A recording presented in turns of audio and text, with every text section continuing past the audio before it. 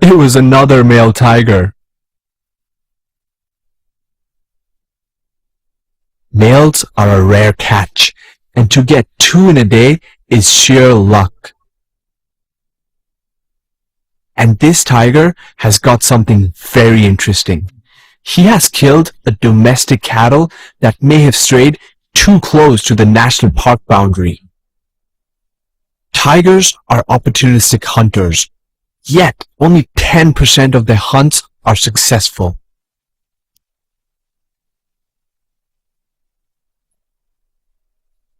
Each tiger has a unique stripe pattern, and taking a closer look at this big male, I realized that I've seen him several times before. He is known to be a direct descendant of a male.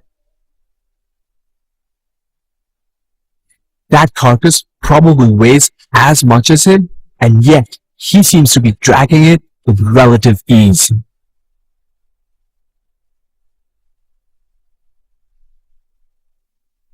That's one hell of a way to work out an appetite.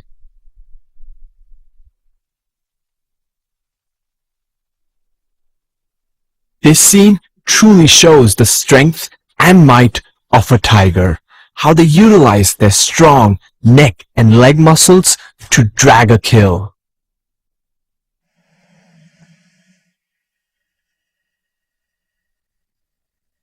All of the national parks in India are surrounded by villages and farmlands. Bandhavgarh is no different.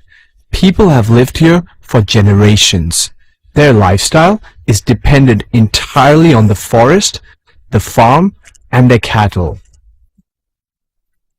So the loss of a cattle is economically disastrous for a farmer. Historically, this was tragic for tigers too. Carcasses were often poisoned by locals in retaliation to their loss. Over time, however, the government enacted specific laws and regulations to mitigate this problem. Now, if a farmer loses their cattle, they are duly compensated for their loss. Conflict is a very big problem across the national parks in India.